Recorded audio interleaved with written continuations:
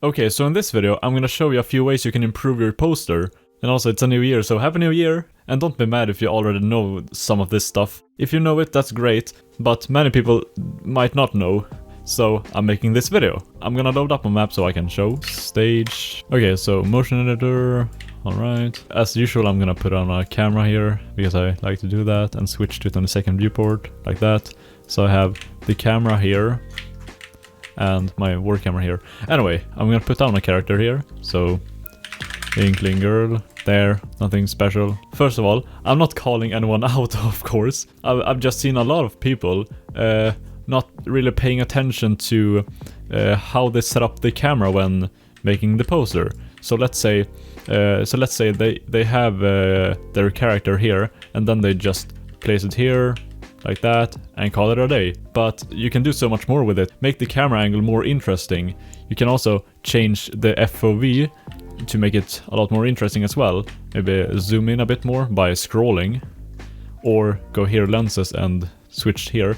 I usually go with 50mm, but you can also go with 35, 85, 24, whatever you feel is good. But I'm gonna go with 50 because I like 50. And then I also like to have the camera closer to the floor and then point it higher up instead of it pointing down, because when pointing it down like this, it doesn't look very professional, I guess you could say that. So putting it lower down and pointing the camera up makes the character also look bigger. So let's say now the camera guy is like on his knees and taking this picture instead of standing straight up and pointing almost down. So I'm gonna have it lower down, kind of like here. We can still do more. You don't always want it to be straightforward. You can have it a bit to the left or right, and also rotate it by holding down R and moving your mouse, so you can make something a lot more interesting. This character isn't posed or anything like that, but this camera angle is a lot more interesting than what we had before. So that's one thing I want you to try.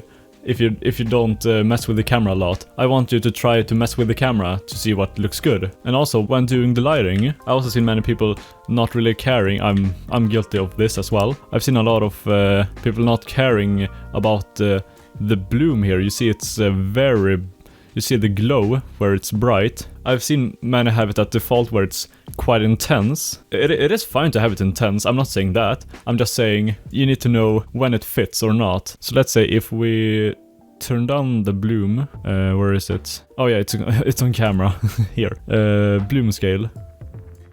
That looks a lot cleaner. So depending on what you want to tweak the bloom. Like, that is quite intense, but if you remove it entirely, it looks a lot cleaner. Even if you bring up the brightness a lot, it still looks quite clean.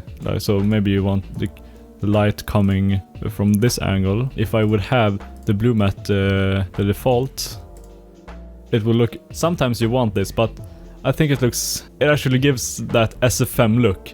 Experiment with the bloom scale to make it maybe look more cleaner, or maybe you want to emphasize that it's very bright, so maybe you want the bloom to be very intense. It's up to you, whatever looks good to you, but I want you to experiment and not just leave it at default. For this, I'm gonna actually disable it entirely. Another thing that, if you don't know, it's very useful, is tone map scale. Most people already know about it, but if you don't, use this please.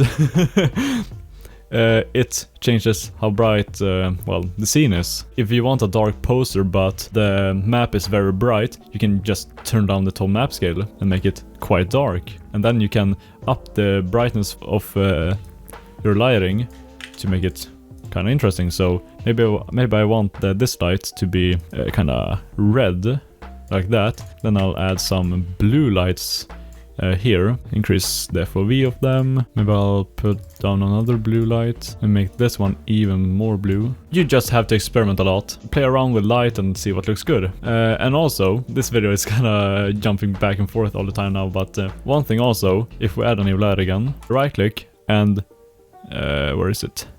Enable volumetrics. That, well, enables what could you say, volumetrics, fog, I guess you could call it. Most people know about that. Maybe not everyone knows about gobo texture. What gobo texture is you put a... Oh my... What are these? Yeah, it puts a texture on the light, and I don't know where I got this from, and I don't know why I have it. Maybe these caustics to simulate that the scene is underwater, for example. Lighting is very powerful if you know how to use it. You can make it look really cool.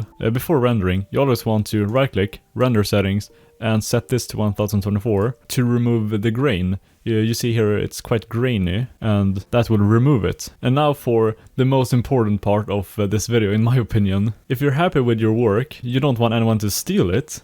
So I'm gonna show you how to easily add a watermark to your poster. Let's say, oh, I don't want anyone to steal this masterpiece. So I'm gonna add a watermark, and as you can see, I'm using paint.net, and I'm gonna show you also if you don't have paint.net, but for this program, it's quite easy. Just click here to add a new layer, then pick the color you want. I want white. Then pick the text tool, then the font. I want this cartoon 6. The size is 72. Then just click somewhere and type it out. And then put it, let's say, in the corner here. And then you can increase or decrease the size here. And that's it. That's quite simple. And since we added a new layer, you can go here to properties and change opacity.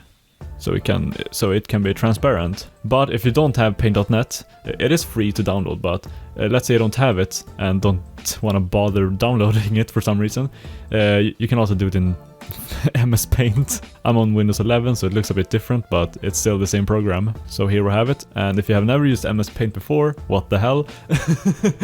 But all you have to do is go here to the text tool, pick what color you want. I want white again. Click somewhere and just start typing. Damn it, I want white. Oh, there. Yeah, you have to click here. And now it's Comic Sans, but I want yeah, cool Verica. Let's go with that. And put it in the corner again. Oh, you can also have background filling. Okay. And then just file, save as. Same with paint.net. File, save as. Make sure it's PNG or JPEG.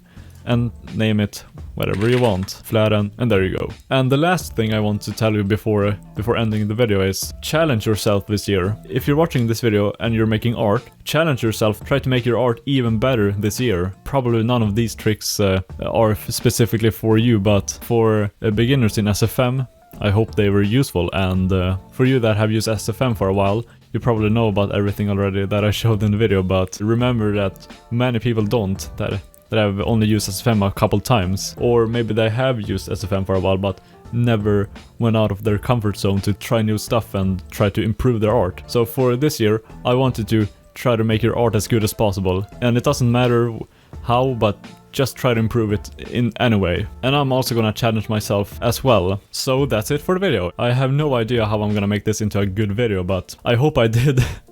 And I don't have anything else to say, so thanks so much for watching, and bye!